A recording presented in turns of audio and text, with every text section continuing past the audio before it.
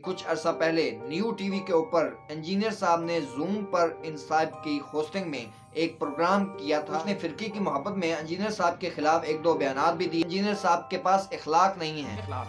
Doctor Subel इकराम साहब का ये दर्द नहीं है, बस यही एक दर्द है डॉक्टर सुबेल इकराम साहब को।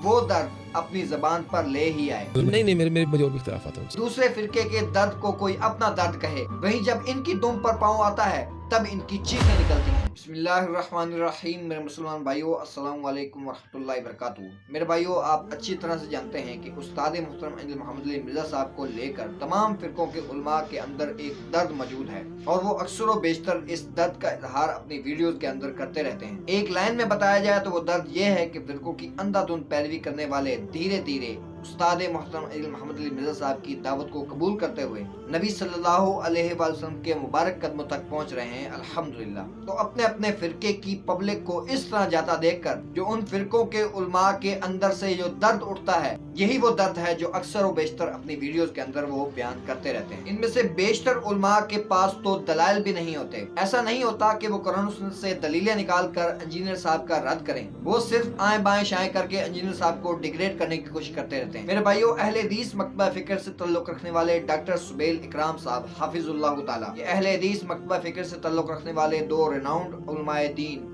मौलाना हिशाम इलाही ज़हीर और मौलाना इब्तिसाम इलाही ज़हीर, उन दोनों साहिबान के ये भांजे हैं डॉक्टर सुबेल इकराम साहब। और जिन लोगों को नहीं पता या फिर उनको याद नहीं है, मैं इनको बताता चलूं कि कुछ अरसा पहले न्यू टीवी के ऊपर इंजीनियर साहब ने जूम पर इंसाफ की होस्टिंग में एक प्रोग्राम किया था फिरकाबाज उलमा के साथ। उसके बाद डॉक्टर सुबेल इकराम साहब ने अपने फिरकी की मोहब्बत में इंजीनियर साहब के खिलाफ एक दो बयानात भी दिए। इनमें से एक पॉडकास्ट के अंदर दिया जाने वाला बयान मैंने इस वीडियो के अंदर हाईलाइट किया था और उसके अंदर मैंने ये बताया था कि डॉक्टर सुबेल इकराम साहब का ये दर्द नहीं है कि इंजीनियर साहब के पास इखलाक नहीं है। इंजीनियर साहब की जबान सख्त है और उन्होंने अगर नबी सल्लल्लाहु अलैहि वसल्लम का दीन फैलाना है तो नबी सल्लल्लाहु अलैहि वसल्लम के सुन्नत तरीके के मुताबिक फैलाएं, यानी इखलाक के साथ। मेरे नबी का फैला रहे हैं तो तरीका मोहम्मद अली मिर्जा का भी ना होगा, तरीका भी मेरे नबी का ही होगा, वो है इखलाक बुलंद होना चाहिए।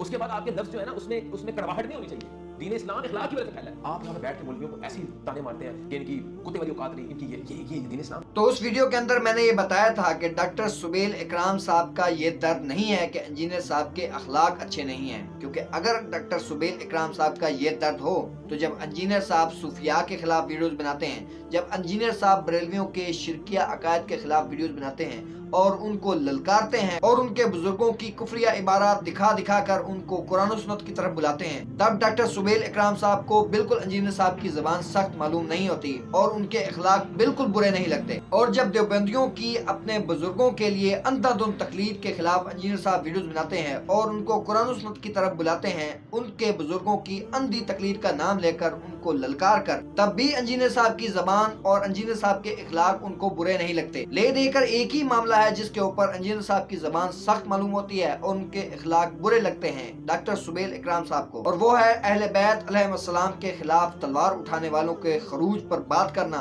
और उनकी गलतियां हाईलाइट करना। बस यही एक दर्द है डॉक्टर सुबेल इकराम साहब को, जो मैंने उस वीडियो के अंदर हाईलाइट किया था। और मेरे भाइयों, रिसेंटली होने वाली पॉडकास्ट में डॉक्टर सुबेल इकराम साहब वो दर्द अपनी जबान पर ले ही आए। इंजीनियर मोहम्मद अली मिर्जा के साथ मेरा कोई राब्ता नहीं है। लेकिन आपके प्रोग्राम वगैरह में तो मुझे लगता है एक बार आए थे, मुझे लगता है वो मुझे पसंद नहीं करता है। क्यों? आपका कोई इख्तिलाफ है?